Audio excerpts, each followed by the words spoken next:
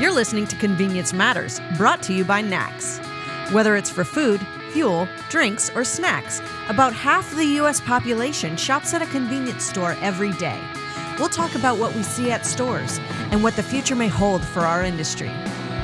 Welcome to Convenience Matters. My name is Jeff Lenard with NACS. And I am John Eichberger with NACS and the Fuels Institute. So, John, the convenience industry has been around for about 90 years, and a family, the Strasburgers, has been part of the industry in terms of fuels and in terms of convenience stores for about 65 of those years. So there's a rich history to learn about how did the convenience store industry evolve and where are they going, where is it going next? And that's the conversation we're going to have today. So today we're joined by Roy Strasburger. Roy is the president of Strasburger.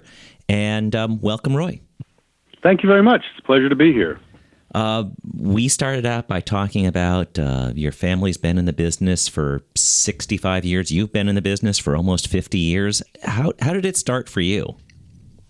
Well, it started for me probably when I was just getting into elementary school, and my father wanted me to help out in one of our local convenience stores during the summer.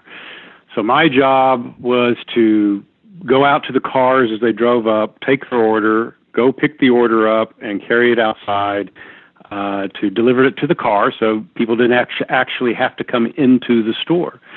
And that also included tasks such as the inevitable cleaning of the floors, stocking of the shelves, dusting of the shelves all the time. And something that's probably a little bit peculiar to Texas is that back in those days, you had glass soda water bottles, Coke bottles, and those bottles were brought back to be returned to the bottler. And because of the way the system was set up, the bottles had to be sorted by bottler to be sent back. And so the bottles would be returned. They'd still be partially filled with Coke or Dr. Pepper, and especially in Texas. And since this was in the summer, all of these bottles were kept out back. And so in the 100-degree heat, the bottles, I would get to sort the bottles, fight off the bees and the flies that were coming after the syrup, and try to provide some semblance of an organized return policy to the bottlers. And those were Texas-sized flies, right? Absolutely. Well, that's why I decided I wanted to spend more time inside the store as opposed to outside of the store. But what it did for me was gave me a very good understanding of the basics of how to make a store run, what you need to do to operate it, the customer service aspects of it. And I continued working through elementary school and middle school in the stores in the summertime, eventually learning how to run the register and doing those type of skills. And then in high school and even in college, I was doing pump repair maintenance for our fuel facilities and doing repair work inside the stores as well as running some shifts occasionally. So I've been for most of my life, my only real job has been in the convenience store industry. So I'm having a hard time getting an image out of my head. Little Roy Strasburger on roller skates taking products out to cars. But you're describing, a family-run convenience store, and over the time you guys have been in business, things have changed dramatically. You guys have been involved globally. You guys have done tremendous things. How, from your perspective, if you could step out and look at it, what have been the most dramatic changes you've seen in the industry during your time, from the time you were delivering groceries and convenience store goods out to the customers to now when you guys are helping people develop their strategies to run their companies? Well, as you would probably guess, most of the major development or changes is technology-oriented. Things like credit card acceptance, which when I first started in the business, it was all cash. Pay-at-the-pump technology. In Texas, air conditioning was real exciting at one point. And just the way that we're able to interact and provide a faster, more efficient program to our consumers based upon a lot of the technology side of it. From a customer service point of view, I think a lot of the basics are still the same, that you're trying to provide the best operation you can, the cleanest operation you can, great customer service and being friendly and providing the products and the items that people want at a reasonable price. And speaking of products, I guess the other big development that I've seen is been more in the movement towards fresh products, better for you products, chilled, ready to go meals.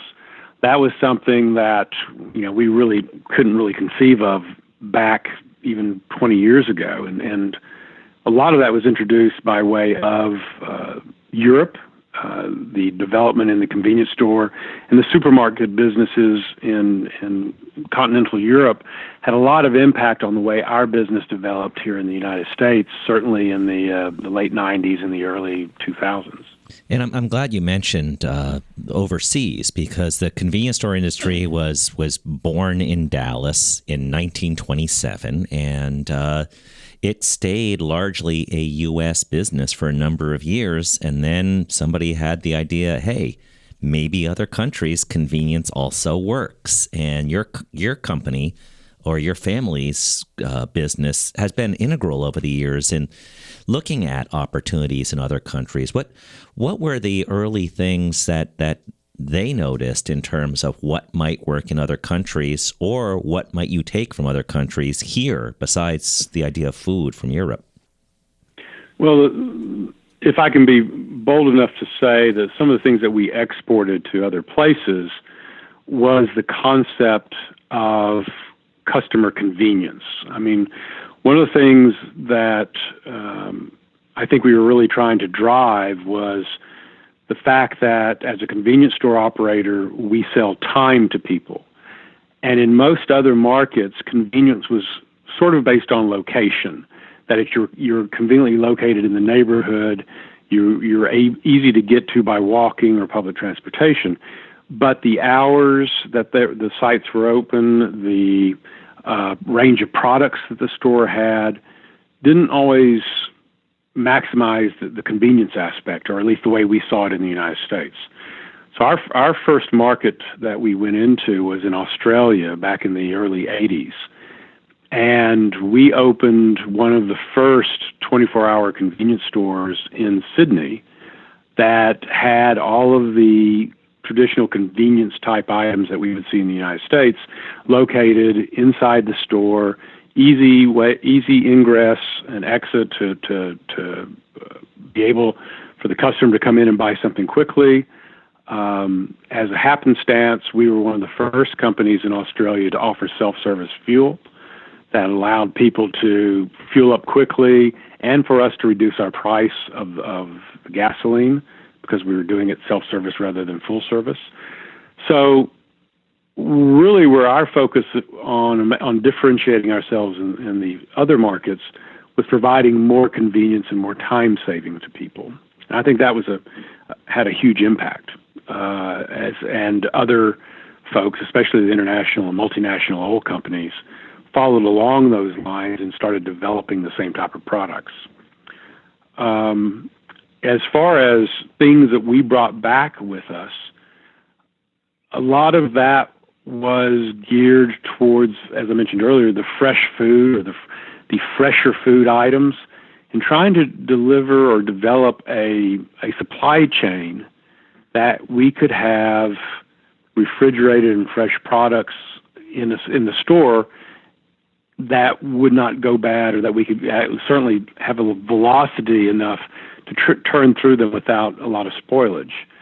And that's still a challenge for us in a lot of places in the United States, of being able to get fresher products in the store and have them move fast enough so that they can stay fresh and appetizing. But Europe, and specifically Ireland and the UK, were real developers in chilled foods and taking what we consider to be almost the fresh grab-and-grow side of the business to convenience level and really having it out there. And then the Japanese developed the just-in-time delivery system that they worked with. But The Japanese advantage was that they had their own commissaries and very high density footprint of stores that made deliveries very easy.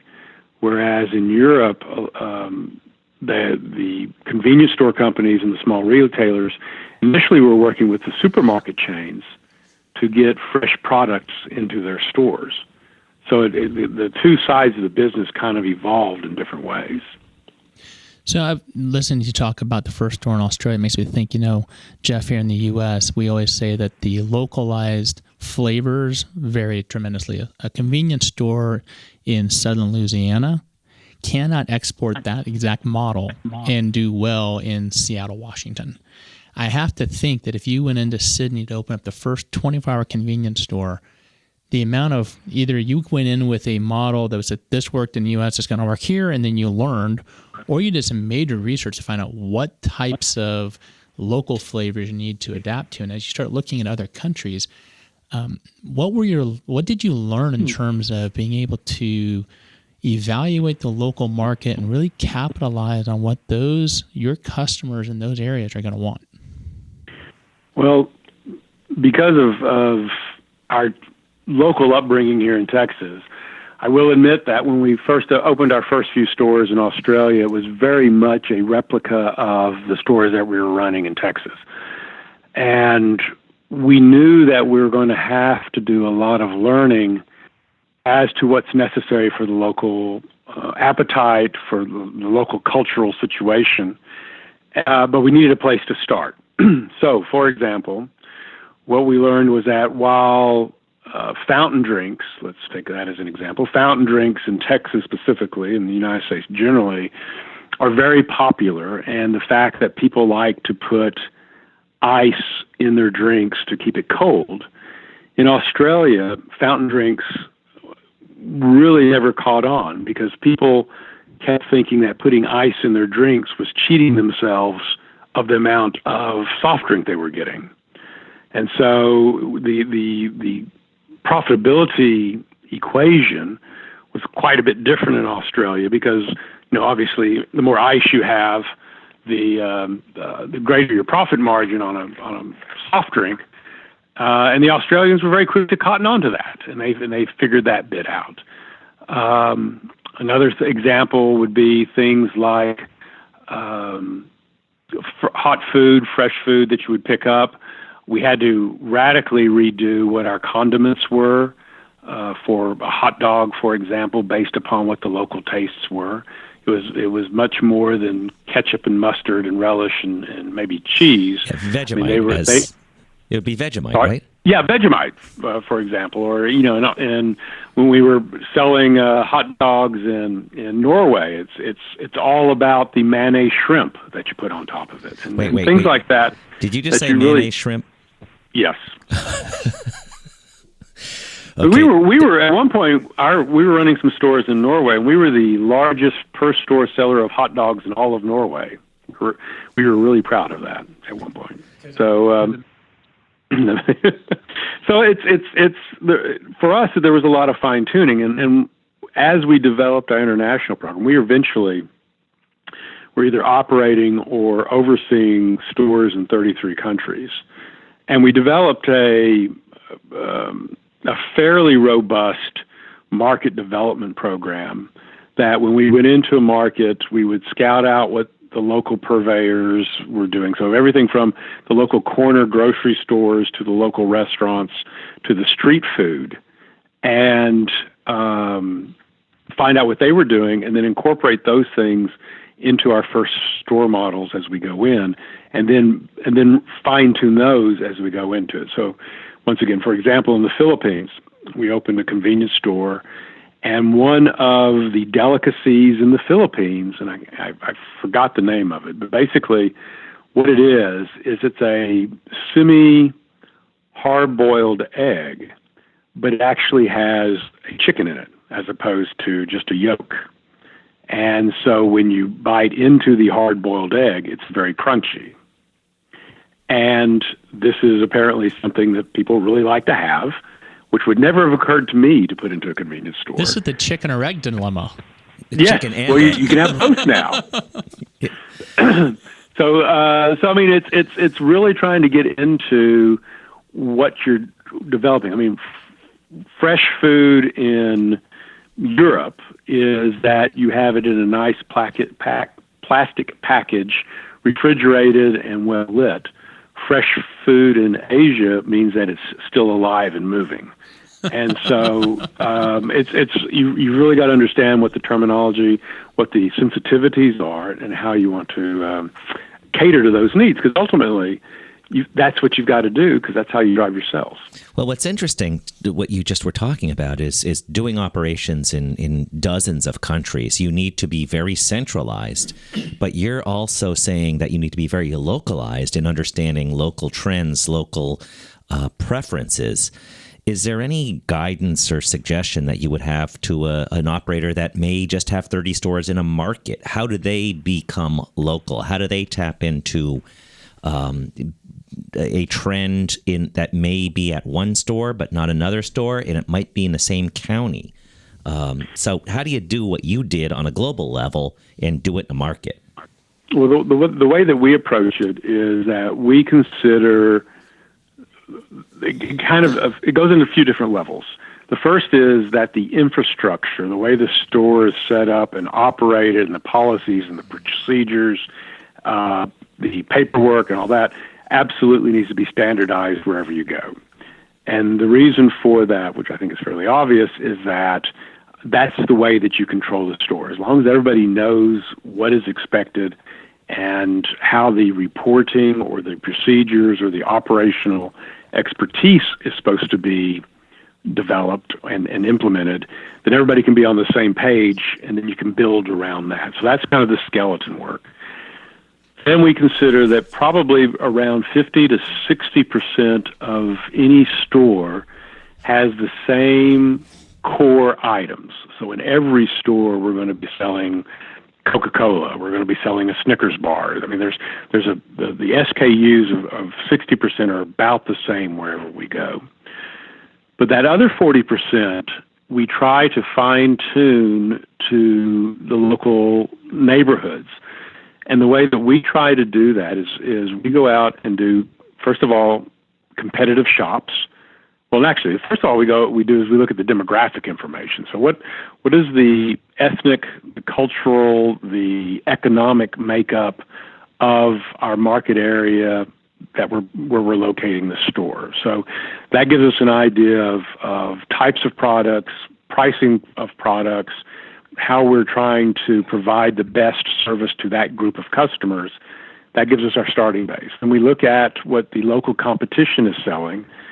And one of the things that we try to focus on is local competition based upon close access of transportation. And what I mean by that, we look at competitors who have a lot of walk-up, bicycle-up, or public service bus traveling, because those are your locals. The people, if your competitor is, for example, a really good Chinese grocery down the store, but everybody's driving in from all across town to buy from that grocery store, that may not be what your local neighborhood flavor is as far as the people who live there. So we try to make sure that our retailers that we're competitively surveying are serving the local market and not just somebody who's in a unique niche for some reason. We flagrantly copy what we think their best sellers are. We look at their competitive pricing. We go back, and if we don't have that product through our current supplier, we'll find suppliers who'll provide it. And then we start off by promoting it so that people in the neighborhood know that we're selling things that might be of interest to them. So we try to fine-tune it on what we call a corner-to-corner basis of developing a marketing program and a product selection.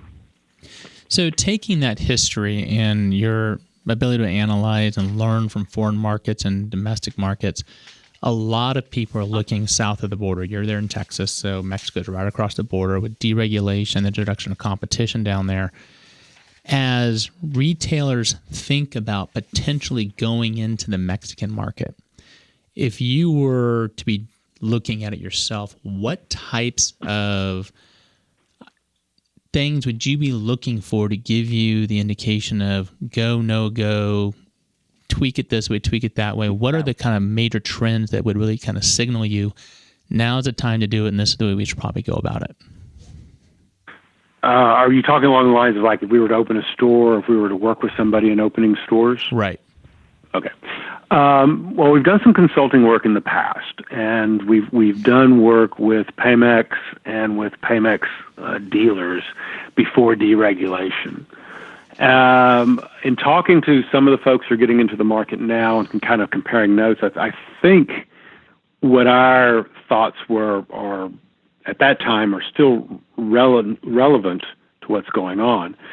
But it goes back down to, first of all, what is your local market? And one of the things that we discovered in the past is that you have to be very careful how you pitch the vision or the appearance of the store. If, to take very broad generalizations, if you go into a lower economic neighborhood and you're trying to provide a retail service to them, you don't want to necessarily introduce a store that you would put into a high-income neighborhood, because the people who are coming into that store will not necessarily feel that they are appropriate to be shopping there. So you have to be aware of all sorts of cultural sensitivities, economic sensitivities, in developing that. We helped a person develop a store south of Mexico City about 15 years ago. And he wanted a very high-end store. He selected the site and wanted a very high-end store, and we helped him put that together. And when we were doing customer surveys after it opened, 15% of the people who came in told us they felt like they had to go home and clean up before they could come to the convenience store. Because it was such a nice store, they didn't want to come in their work clothes. And so you have to be really careful in how you, as I said, how you kind of pitch where you're going for that. But what we also discovered is that the definition, and this is true in most markets, the definition of necessities and convenience items and the definition of what a luxury item is varies greatly by culture, by economics, and by neighborhood. So where in the United States a craft beer could be seen as a luxury type item, just a regular mass market produced beer in Mexico is a luxury item for a lot of people. So you got to be able to know what you're offering and how you're providing it and what you're trying to promote and the lifestyle. Make sure that your promotions are meeting the lifestyle of the local area. Well, what I'm struck by, Roy, is we started out and you had talked about delivery and bringing products to the customer, and that is, we call that today frictionless.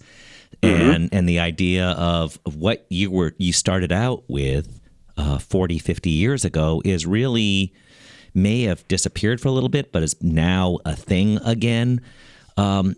Are there any trends that you feel are timeless that we need to pay more attention to as we look to the next decade and beyond related to convenience? I think that the two basics that are going to maintain the convenience store industry kind of as we know it is one is customer service. Because regardless of what you can click or have delivered or whatever you do with it, at the moment, people on the move need to have immediate needs satisfied or some type of need taken care of. And the best way of doing that is in person, at the time, on demand. And so the customer service aspect of that, which goes to being frictionless, is the most important thing. And by frictionless, that to me, that goes back to what we've always said, is that we're trying to sell time. And that if we can make it easy for people to do it either through payment methods, how they actually receive their items, and how long it takes them to get in and out of the store or on and off the property, that whole customer service aspect of it is what the focus needs to be on. The second needs to be on presentation. And presentation is not just how the products are on the shelf, but how the business is presented to the street, to the customer. Because more and more, the way a store presents itself, the way that the visual appeal is to the customer, the way that a customer perceives how they fit, how that store fits into their lifestyle, is becoming more important than branding itself. I mean, I think that, certainly with the oil company brands, I think that's become less important as far as fuel branding goes.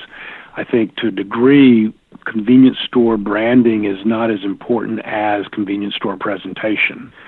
So if you had a really good Jeff's shop on the corner and was well done, well presented, and frictionless customer service, I think you've got a fairly secure place to be for the next 30 years, because that aspect is going to be there for a long time. So I think if we keep our eyes on those two basic aspects, the people who don't follow those two guidelines are the ones who are going to fall out, either to competitors who pay attention to it or to other types of delivery systems that can get their products to their customers as fast or faster, or at least less painfully, going into a bad, dirty shop with bad customer service. Roy, I was a history major in college, so I've always valued looking back and getting smarter by looking at the lessons we've accumulated over the years to help guide us forward. So this conversation has been, for me, fantastic. I think our listeners are going to really benefit from the experience you've shared, the perspective you've shared, and I want to thank you personally for joining us today and being on Convenience Matters. It was a fantastic time to talk to you. Yep. Oh, my pleasure, and thanks for the invitation. It's my first podcast, and I really appreciate the opportunity to participate. Add a tad long resume, and thank you for listening to Convenience Matters. Convenience Matters is brought to you by NACS and produced in partnership with Human Factor. For more information, visit convenience.org.